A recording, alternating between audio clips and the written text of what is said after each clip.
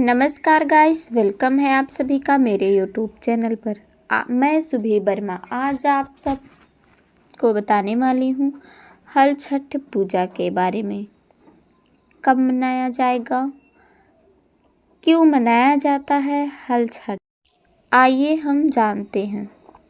हल छठ एक हिंदू पर्व है जो भाद्रपद मास के कृष्ण पक्ष की सप्तमी तिथि को मनाया जाता है।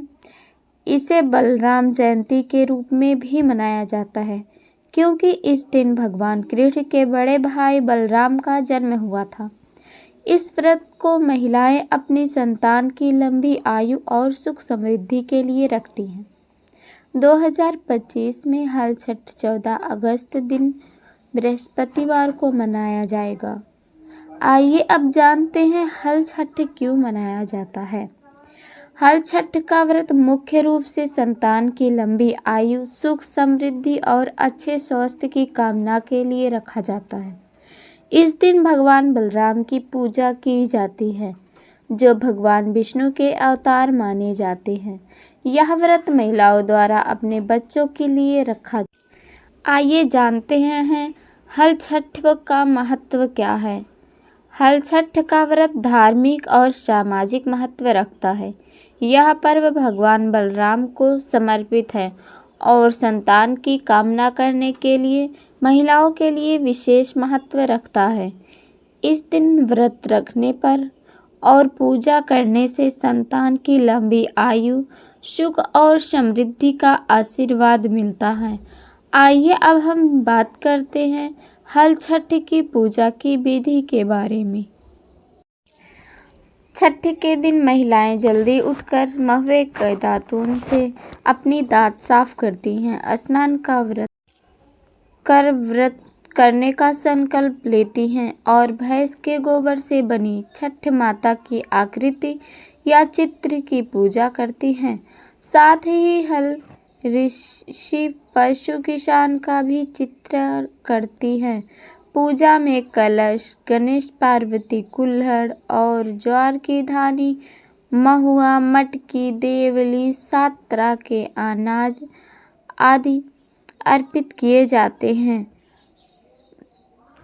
प्रसाद के लिए भैंस के दूध से बने मक्खन का भी उपयोग किया जाता है। पूजा के बाद हल से न जुते हुए पसई के चावल, भैंस के दूध से बना दही और महुए का भी सेवन किया जाता है। आइए अब हम सामग्री की बात करें तो महुए की दातून, भैंस का गोबर, कलश, गणेश पार्वती की प्रतिमा, कुल्हड़, मटकी, देवली, पसई के चावल, महुए के पत्ते और फल, 7 तरह के अनाज, भुजे चावल, दही से रंगा वस्त्र, आभूषण, भैंस के दूध से बना मक्खन, मिट्टी का दीपक आदि का उपयोग किया जाता है। आइए अब हम बात करते हैं सामग्री अर्पण के बारे में। एक कुल्हड़ में ज्वार की धानी और महुआ भरें और एक मटकी में देवली, छेवली रखें। इन सभी को घर में बनाए ऐपड़ पर रख कर पूजा करें। अनाज अर्पण की बात करें तो 7 प्रकार के अनाज भी हमें अर्पण करना चाहिए। इसके साथ ही भुने चने, महुए के पत्ते और फल भी अर्पित करें। आइए अब हवन की बात करते हैं। भैंस के दूध से बने मक्खन से हवन करें, फिर घी का दीपक और धूप जलाकर छठ माता की कथा पढ़ें और माँ पार्वती की आरती करें। प्रसाद ग्रहण की बात करें तो पूजा स्थान पर ही बैठकर महुए के पत्ते पर महुए का फल और भैंस के दूध की बनी दही का सेवन करें और अपने आसपास के सभी बच्चों एवं पुरुषों को भी खिलाएं। और हल्दी कुमकुम का तिलक घर जाकर अपने बच्चों को, अपने संतानों को लगाएं।